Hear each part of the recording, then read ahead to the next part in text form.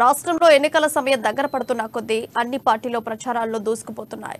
ప్రజానాడిని పట్టుకునేందుకు విభిన్న రూపాల్లో పార్టీలు ప్రజాక్షేత్రంలోకి వెళ్తున్నాయి.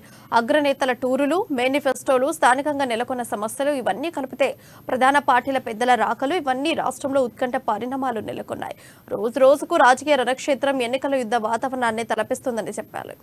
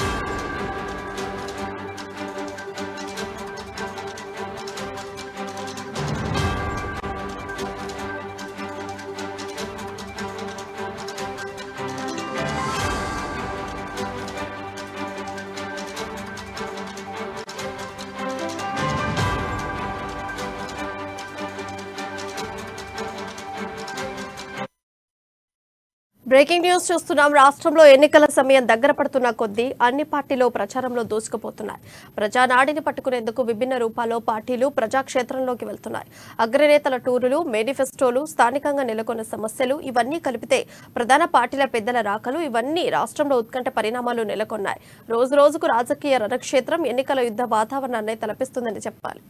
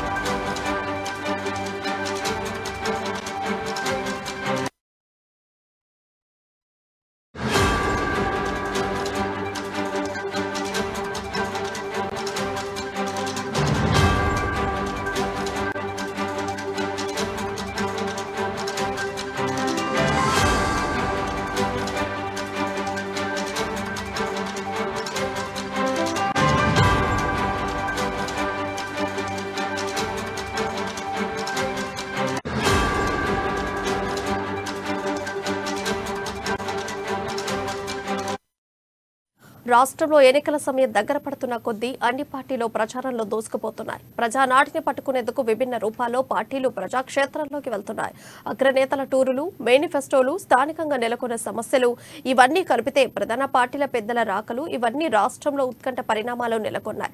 రోజు రోజుకు రాజకీయ రణక్షేత్రం ఎన్నికల యుద్ధ వాతావరణాన్ని తలపిస్తుందని చెప్పాలి. ఇక ఇదే అంశంపై మరింత సమాచారం మా ఇన్పుట్ ఎడిటర్ శ్రీనివాస్ లైవ్ ద్వారా అందిస్తారు. శ్రీనివాస్, చెప్పండి, అప్డేట్స్ ఏంటి? రైట్ ప్రియా, చూస్తున్నాం కదా, రాష్ట్రంలో ఎన్నికల వాతావరణం హీట్ ఎక్కుతుంది. కరెక్ట్గా ప్రచారానికి 10 రోజులు మాత్రమే సమయం ఉండటం. ఇక పార్టీలో అగ్రనేతలందరూ కూడా జాతీయ పార్టీలకు చెందిన బీజేపీ కావచ్చు, కాంగ్రెస్ పార్టీకి చెందిన అగ్రనేతలందరూ కూడా ఇక్కడ ప్రచారానికి పూర్తి స్థాయిలో ఇక్కడ సమయం కేటాయిస్తున్న పరిస్థితి ఉంది. అదేవిధంగా బీఆర్ఎస్కి సంబంధించి కేసీఆర్, కేటీఆర్, హరీష్ రావు ఈ ముగ్గురు కూడా బీఆర్ఎస్ ప్రచార బాధ్యతలు వారి భుజాల మీద వేసుకోవడం జరిగింది. ఒకసారి చూసుకుంటే కనుక ముఖ్యంగా ఏదైతే తెలంగాణకి సంబంధించి చూసుకుంటే కనుక నవంబర్ 30న ఎన్నికలు జరగబోతున్న నేపథ్యంలో మనకి చివరిగా జరుగుతున్న ఎన్నికలు అంటే ఈరోజు 5 రాష్ట్రాలకు సంబంధించి ఎన్నికలు ఏవైతే కొనసాగుతున్నాయో ఈ 5 రాష్ట్రాల ఎన్నికలకు సంబంధించి కూడా చివరిగా అంటే నవంబర్ 30న తెలంగాణ ఎన్నికలు జరగబోతున్నాయి. అయితే ఈ మనకి మనకి చూసుకుంటే కనుక ఇప్పటికే మిజోరాం మనకి ఎన్నికలు పూర్తయిపోయాయి. అదేవిధంగా మధ్యప్రదేశ్ అదే ఛత్తీస్గఢ్కి సంబంధించిన ఎన్నికలు పూర్తయిపోయాయి. అదేవిధంగా మనకు చూసుకుంటే కనుక 23న రాజస్థాన్ ఎన్నికలు ఉండబోతున్నాయి. ఈ 4 రాష్ట్రాల ఎన్నికలు 23వ తారీఖుకి కంప్లీట్ కాబోతున్నాయి. అంటే 30న తెలంగాణకు సంబంధించి ఎన్నికలు ఉన్న నేపథ్యంలోనే ఇప్పుడు కేవలం చూసుకుంటే కనుక 10 రోజులు మాత్రమే, అంటే 30వ తారీఖు ఎన్నికలు ఉంటే 48 గంటల ముందుగా ప్రచారాన్ని తెరదించాలి. కాబట్టి ఇప్పుడున్నది కేవలం 10 రోజులు మాత్రమే. సో రాజకీయ పార్టీలన్నీ కూడా తమ వ్యూహ ప్రతివ్యూహాలతోని మొత్తం రాష్ట్ర రాజకీయాన్ని అయితే వేడెక్కిస్తున్నాయని చెప్పొచ్చు. ఒకవైపు చూసుకుంటే కనుక చేరికలు కొనసాగుతున్నాయి, మరోవైపు ఈసీకి సంబంధించిన దాడులు కొనసాగుతున్నాయి, కేసులు మరోవైపు నమోదు చేయడం జరుగుతుంది. అభ్యర్థులు కావచ్చు, అభ్యర్థులకు సంబంధించిన వ్యక్తుల మీద కావచ్చు, అదేవిధంగా తాయిలాలకు సంబంధించి కావచ్చు, లేకుంటే మరోవైపు చూసుకుంటే కనుక ఏవైతే చెకింగ్లు కొనసాగుతున్న నేపథ్యంలో అక్కడ కట్టల కొద్ది డబ్బులు కూడా పట్టుబడుతున్న పరిస్థితి కూడా మనకి రాష్ట్ర రాజకీయాలకు మిగిలి ఉన్న ఈ 10 రోజుల కాలంలో అసలు అన్ని పార్టీల వ్యూహాలు ఎలా ఉండబోతున్నాయి? చూసుకుంటే ఎలక్షన్స్ కి ఇంకా 10 డేస్ మాత్రమే సమయం ఉంది. ఈ సమయాన్ని అన్ని పార్టీలు ఎలా యూజ్ చేసుకోబోతున్నాయి? చూస్తున్నాం కదా, ప్రతి పార్టీ కూడా ప్రతి క్షణాన్ని కూడా చాలా కీలకంగా భావిస్తున్న తరుణంలో మనము ఎగ్జాంపుల్ను చూసుకుంటే కనుక ఇప్పుడు కాంగ్రెస్ పార్టీ ఎక్కడైనా ఖచ్చితంగా ఈసారి రాష్ట్రంలో కాంగ్రెస్ జెండా ఎగరవేయాలి అనే ఒకే ఒక లక్ష్యంతో కాంగ్రెస్ పార్టీ పూర్తి స్థాయిలో ఇక్కడ దృష్టి సారించిందని చెప్పొచ్చు. ఎందుకంటే కర్ణాటక ఎన్నికల తర్వాత తెలంగాణ ఎన్నికలు కాంగ్రెస్ పార్టీ చాలా సీరియస్గా తీసుకుంది. ఖచ్చితంగా ఇక్కడ తెలంగాణ కాంగ్రెస్ జెండా ఎగరవేయాలనే ఒకే ఒక లక్ష్యం ఆ పార్టీ పెట్టుకుంది కనుకనే పూర్తి స్థాయిలో ఇక్కడ దృష్టి పెట్టింది. మనం చూస్తున్న ముందు నుంచి కూడా ఎప్పుడైతే ఎన్నికలు ప్రకటించిన నాటి నుంచి కూడా కాంగ్రెస్ పార్టీకి చెందిన ఏఐసీసీ పెద్దలందరూ కూడా తెలంగాణలో అనేక సార్లు పర్యటన జరిపారు. రాహుల్ గాంధీ ఇప్పటికే 3 సార్లు పర్యటన జరిపారు. నిన్ననే మనం చూసుకుంటే కనుక రాహుల్ గాంధీ నిన్న పర్యటనలు జరిపారు. అయితే వరంగల్ కావచ్చు, అదేవిధంగా మనకి కొత్తగూడెం కావచ్చు, భద్రాద్రి కావచ్చు, అదేవిధంగా పినపాక, ఇలా చూసుకుంటే కనుక నిన్న రాహుల్ గాంధీ సుడిగాలి పర్యటన జరిపారు. అదేవిధంగా ఈరోజు అమిత్ షా కూడా ఈరోజు సుడిగాలి పర్యటన జరగబోతున్నారు. అమిత్ షాకి సంబంధించి చూసుకుంటే కనుక గద్వాల, అదేవిధంగా వరంగల్, ఇతర ఏదైతే కాన్స్టిట్యున్సీస్ ఉన్నాయో అక్కడ ఈరోజు అమిత్ షా పర్యటన జరగబోతున్నారు. అమిత్ షా పర్యటన కూడా ఇది 4వసారి, అంటే ఈ ఎన్నికల సందర్భంగా అమిత్ షా పర్యటన అనేది 4వసారి. అదేవిధంగా ప్రధాని మోడీ కూడా ఇప్పటికే 3 సార్లు తెలంగాణలో పర్యటన జరిపారు. అదేవిధంగా మరోవైపు చూసుకుంటే కనుక బీఆర్ఎస్ పార్టీకి సంబంధించి అన్నీ కూడా కేసీఆర్, కేటీఆర్, హరీష్ రావు భుజస్కంధాల మీద వేసుకుని పార్టీకి సంబంధించిన ఎన్నికల ప్రచారాల్లో స్టార్ కంపెయినర్గా ముందు నిలబడి వాళ్ళ ప్రచారాన్ని కొనసాగిస్తున్న పరిస్థితి కనిపిస్తుంది. మొత్తానికి చూసుకుంటే ప్రియా, మనకి ఏదైతే రాష్ట్రంలో రాజకీయం అంతా కూడా ఒక్కసారిగా వేడెక్కింది. 10 రోజులు మాత్రమే ప్రచారానికి ఉంది కాబట్టి ప్రతి రాజకీయ పార్టీ కూడా ప్రతి నియోజకవర్గాన్ని కూడా చాలా కీలకంగా తీసుకుంటుంది. ఖచ్చితంగా ఈసారి గెలుపు ఓటములు అనేది చాలా సీరియస్గా ఉండబోతుంది. ఎందుకంటే ఒకవైపు ఎనాలిసిస్ చూసుకుంటే కనుక హంగ్ వస్తుందని కొంతమంది, కాదు అధికార పార్టీ వస్తుందని కొంతమంది, కాదు కాంగ్రెస్ పార్టీ ఈసారి అధికారంలోకి రాబోతుందని చెప్పేసి మరికొన్ని సర్వేలు, ఇలా భిన్నమైన సర్వేలు వచ్చిన నేపథ్యంలో రాష్ట్రంలో రాజకీయం నెక్స్ట్ ఎవరు అది ప్రభుత్వాన్ని ఏర్పాటు చేయబోతున్నారు అన్న దాని చాలా కీలకంగా మారింది. అందుకోసమే పార్టీలన్నీ కూడా తమ శక్తికి మించి ప్రచారంలో పాల్గొంటున్నాయి. అదేవిధంగా మరోవైపు చూసుకుంటే కనుక ఓటర్లకు సంబంధించి కూడా చూసుకుంటే తాయిలాలు పంచే కార్యక్రమం ఒకవైపు ఈసీ ఎన్ని నిఘాలు పెట్టినప్పటికీ కూడా ఈ పంచుడు కార్యక్రమం అయితే ఎక్కడ కూడా ఆగలేదు. సో మొత్తానికి చూసుకుంటే కనుక ప్రచారానికి సంబంధించి రాష్ట్రంలో రాజకీయ వాతావరణం వేడెక్కుతోందని చెప్పొచ్చు. మరో 10 రోజుల పాటు ఇది మరింతగా హీట్ ఎక్కే అవకాశాలు కనిపిస్తున్నాయి. రేపు ప్రియాంక గాంధీ పర్యటన జరపబోతుంది. అదేవిధంగా ఖర్గే ఇక్కడే ఉన్నారు.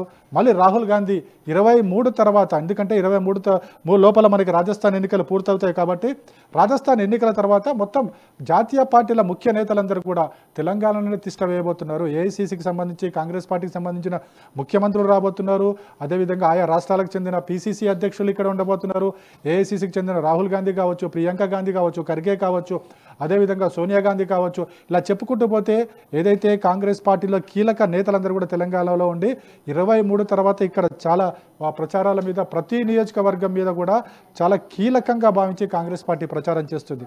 At the same time BJP కూడా అందుకు తక్కువ తినలేదన్నట్టుగా బీజేపీ కూడా తన ప్రచారాన్ని ముమ్మరం చేస్తూ వచ్చింది. అయితే కొంచెం ప్రచారంలో బీజేపీ వెనుకబడిందన్న విమర్శలు ఉన్నాయి, ఆరోపణలు ఉన్నాయి. ముఖ్యంగా బీజేపీకి సంబంధించిన లిస్ట్ విషయంలో కావచ్చు, మేనిఫెస్టో విషయంలో కావచ్చు మనం చూస్తున్నాం తాత్సారం జరుగుతుంది. అదేవిధంగా బీజేపీ అంతర్గతంగా ఏవైతే విభేదాలు చెలరేగాయో అన్నీ కూడా పార్టీని కొద్దిగా నష్టం చేకూర్చే పని ఉంది. ఏదేమైనప్పుడు కూడా ఇటు బీజేపీ కావచ్చు, కాంగ్రెస్ కావచ్చు, జాతీయ పార్టీలు అయితే తెలంగాణ మీద పూర్తి స్థాయిలో దృష్టి సారించాయి. అయితే ఈ రెండు పార్టీలకు ఎట్టి పరిస్థితుల్లో ఒకే ఒక నిర్ణయంతో ఇటు బీఆర్ఎస్ పార్టీ కూడా పూర్తి స్థాయిలో శక్తి వంచన లేకుండా తమ ప్రచారాన్ని ముమ్మరం చేస్తూ వచ్చింది. కేసీఆర్ అయితే సుడిగాలి పర్యటనను ఎప్పుడు కూడా మొత్తం ఇప్పటివరకు కూడా చూసుకుంటే కనుక మొత్తం ఓవరాల్గా ఎన్నికలు అయ్యే నాటికి 60 నుంచి 70 నియోజకవర్గాల్లో కేసీఆర్ తన పర్యటన పెట్టుకున్నారు. మొత్తం ఖచ్చితంగా ప్రతి నియోజకవర్గాన్ని టచ్ చేస్తున్నారు. ప్రతి ఓటర్ నుంచి కూడా సానుకూల స్పందన వచ్చేందుకు, సానుకూలంగా తమకు ఓటు వేసే విధంగా తన వాక్చార్యతను ఆకట్టుకునే ప్రయత్నాలు చేస్తున్నారు. మొత్తం అయితే శ్రీనివాస్ ఇప్పుడు చూసుకుంటే కాంగ్రెస్ పార్టీని చూసుకుంటే మాత్రం కాంగ్రెస్ అగ్ర నేతలందరూ కూడా కదిలి రావడం జరుగుతుంది. తెలంగాణలో ప్రచారం చేయడానికి బస్ యాత్రలు అయితేనేమి, ప్రచారాలు అయితేనేమి, ప్రసంగాలు అయితేనేమి అన్ని కూడా చాలా పై ఎత్తున చేయడం జరుగుతుంది. అంటే ప్రజల్ని రాహుల్ గాంధీ పర్యటనలు ఏ మేరకు ఆకర్షింపజేశాయి అంటే ఇంకా మిగిలిన 10 రోజులు కాంగ్రెస్ పార్టీ ఇంకా ఎలాంటి వ్యూహాలు రచించబోతుంది? ఇప్పుడు ప్రధానంగా చూసుకుంటే కనుక నిన్ననే కాంగ్రెస్ పార్టీ మేనిఫెస్టో రిలీజ్ చేయడం జరిగింది. మేనిఫెస్టోలో చూసాం ఏదైతే ఇంతకుముందు 6 గ్యారెంటీలతో ప్రజల్లోకి వెళ్ళిన కాంగ్రెస్ పార్టీ ఇప్పుడు మేనిఫెస్టో ద్వారా మరింతగా ప్రజలకు చేరువయ్యే ప్రయత్నం చేస్తుందని చెప్పొచ్చు. నిన్న మేనిఫెస్టో చూసాం ఏది ఒకేసారి 2 లక్షల రుణమాఫీ చేస్తామని చెప్పేసి చెప్పడం జరిగింది. అదేవిధంగా 2 లక్షల ఉద్యోగాలు ఉంటాయి, అధికారంలోకి వచ్చిన మరుక్షణమే ఏదైతే ఉద్యోగ నోటిఫికేషన్ ఇస్తామని చెప్పేసి చెప్పడం జరిగింది. అదేవిధంగా ఉచిత కరెంటు ఇస్తున్నామని చెప్పింది. అదేవిధంగా చూసుకుంటే కనుక ప్రచారంలో అదేవిధంగా ఏదైతే మేనిఫెస్టో విషయంలో కాంగ్రెస్ పార్టీ మిగతా పార్టీల కంటే ముందుందని చెప్పొచ్చు. అదేవిధంగా ఏదైతే రాహుల్ గాంధీ జరిపిన బస్సు యాత్రలు కావచ్చు, కార్నర్ మీటింగ్స్ కావచ్చు, అదేవిధంగా ప్రియాంక గాంధీ జరిపిన మీటింగ్స్ కావచ్చు, ఖర్గే జరిపిన మీటింగ్స్ కావచ్చు, లేకపోతే ప్రతిరోజు కూడా రేవంత్ రెడ్డి కూడా పీసీసీ చీఫ్గా అదేవిధంగా పూర్తి స్థాయిలో అన్ని నియోజకవర్గాల పర్యటనలు కావచ్చు, అటు మరోవైపు బట్టి విక్రమార్క కావచ్చు, ఇలా ప్రతి ఒక్కరు కూడా ఈసారి కాంగ్రెస్ పార్టీని అధికారంలోకి తీసుకొచ్చేందుకు తమ వంతు ప్రయత్నాలు అయితే శక్తివంచన లేకుండా చేస్తున్నారు. ప్రజల స్పందన కూడా బాగానే కనిపిస్తుందని మాత్రం పార్టీ వర్గాలు చెప్తున్నాయి, పరిశీలకులు కూడా అదే చెప్తున్నారు. ఓటు ఎవరికి అనుకూలంగా ఉండబోతున్నాయి మాత్రం ఇప్పుడే చెప్పడం కష్టమనేది మాత్రం స్పష్టమవుతుంది. ఎందుకంటే ఈసారి ఓటు సైలెంట్ ఓటింగ్ చాలా ఎక్కువగా ఉండబోతుంది. చాప కింద నీరులా ఓటర్లు ఎవరికి ఓటేస్తారో ఇప్పటికి కూడా తెలియని పరిస్థితి అయితే కనిపిస్తుంది. ఓటర్లు పైకి ఈ పార్టీకి ఆ పార్టీకి అని చెప్తున్నప్పుడు కూడా కానీ అంతర్గతంగా ఒక సైలెంట్ ఓటింగ్ ఈసారి ఉండబోతున్నది మాత్రము స్పష్టంగా తెలుస్తుంది. ప్రియా శ్రీనివాస్ ఇప్పుడు చూసుకుంటే కేవలం ఇంకా 10 రోజుల గడువు మాత్రమే ఉంది ఎలక్షన్స్ కి. సో ఇప్పుడు ఈ టైంలో ఇంకా కూడా చేరికలు అయ్యే వాళ్ళు ఎవరైనా ఉన్నారంటారా ఏ పార్టీ నుంచి అయినా చూసుకుంటే? ఎందుకంటే చేరికలు, జంపింగ్లు ఇవన్నీ కూడా రెగ్యులర్గా జరిగే ప్రాసెస్. అందులోకి ఎలక్షన్లో ఉండగా ఎన్నికల దగ్గర పడుతున్న వేళ ప్రతి పార్టీ అంటే ఒక పార్టీని ఒక పార్టీ దెబ్బతీయడానికి ఖచ్చితంగా ఈ చేరికలను ప్రోత్సహిస్తుంది. ఈ చేరికల ద్వారా మనోబలాన్ని, పార్టీల యొక్క మనోబలం కావచ్చు, నేతల మనోబలాన్ని దెబ్బతీయడానికి ఇది ఒక వ్యూహంగా మనం భావించాల్సి ఉంటుంది. మనం ఇప్పటికే ప్రతి పార్టీ నుంచి కూడా ప్రతిరోజు కూడా మనకి తెలంగాణ భవన్లో చూసుకుంటే కనుక ప్రతిరోజు ఏదో ఒక పార్టీని చేరికలు జరుగుతున్నాయి. అదేవిధంగా ఇటు కాంగ్రెస్ పార్టీలో ప్రతి మీటింగ్లో, ప్రతి కార్నర్ మీటింగ్స్లో, ప్రతి అగ్రనేతల మీటింగ్లో ముఖ్య నేతలు, ఇతర పార్టీలకు చెందిన ముఖ్య నేతలందరూ కూడా చేరుతున్న పరిస్థితి మనకు కనిపిస్తుంది. అంటే చేరికలు అనేవి ఎన్నికల వరకు కొనసాగుతాయి. ఎందుకంటే రాజకీయ పార్టీలని వ్యూహాత్మకంగా దెబ్బతీయడానికి ఈ చేరికలు పార్టీలకు ఉపయోగపడతాయని చెప్పేసి కూడా పార్టీలు భావిస్తున్నాయి. ఆ విధంగానే చేరికలు కొనసాగుతున్నాయి. Priya, thank you for your updates.